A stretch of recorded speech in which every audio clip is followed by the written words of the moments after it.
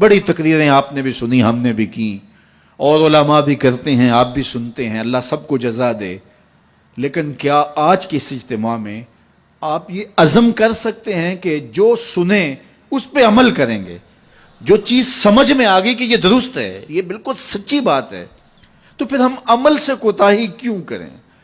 میاں اتنا سن لیں نا جتنا عمل کر لیں۔ وہ ہمارے بزرگ ایک کہانی سنایا کرتے تھے کہ ایک سادہ سا دیہاتی آدمی تھا، تو اس کو کسی نے کہا کہ مولانا آ رہے ہیں تو وہ واز کریں گے، تو آپ میرے ساتھ سننے کے لیے جائیں۔ تو انہوں نے کہا ٹھیک ہے میں چلتا ہوں۔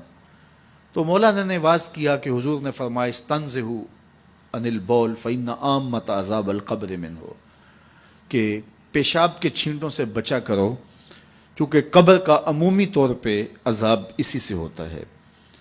تو کہتے ہیں کہ انہوں نے ساتھ طریقہ بھی یہ بتایا کہ نرم جگہ پہ پیشاب کیا کرو، اس وقت یہ واش روم اس طرح کے تو ہوتے نہیں تھے، تو نہیں تو تھوڑی سی ریت اپنے ساتھ رکھ لیا کرو، جہاں کہیں سخت جگہ ہو اور آپ کو حاجت ہو تو وہاں تھوڑی سی ریت ڈال لی تاکہ چھینٹے نہ اڑیں اور آپ کو تکلیف نہ ہو۔ تو یہ اس پہ انہوں نے سارا زور دیا، اور گفتگو اس عنوان سے تھی۔ مجلس ختم ہوئی، واپس آئے تو بات بھی ان کی سمجھ میں آئی، یار ان سے عذاب قبر ہوگا، اور یہ مولانا تو نہیں کہہ رہے، یہ تو اللہ کے رسول کا فرمان سنا رہے ہیں، تو یہ بات تو ٹھیک ہے۔ تو انہوں نے سفر میں اپنے ساتھ ریت رکھنا شروع کر دی، 2-4 کلو ریت اپنے ساتھ رکھتے۔ تو 8 دن کے بعد وہ پھر آ گئے، تو کہنے لگے کہ وہ حضرت مولانا پھر آ رہے ہیں کوئی، تو آئے، ان کا خطاب سننے چلنا ہے۔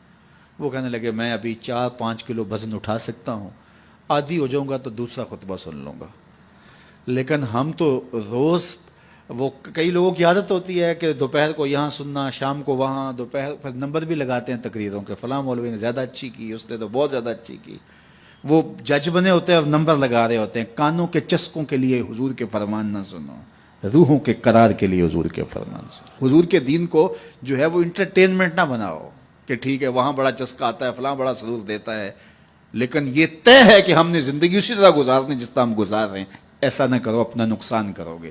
یہ زندگی اللہ کی امانت ہے، روز روز نہیں ملتی، آج گزر گئی تو کل یہ وقت ہاتھ سے نکل گیا۔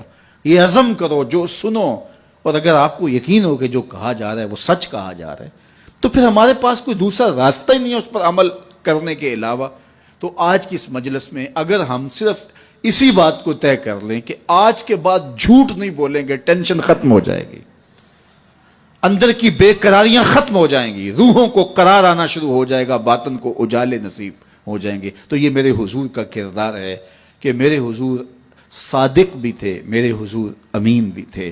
حضور کا یہ اسوہ، حضور کا یہ بتایا ہوا طریقہ، حضور کا یہ عمل اور حضور کا خوبصورت رویہ میں اور آپ اپنی روحوں میں اتارنے کی کوشش کریں۔ اس کا طریقہ کیا ہوگا؟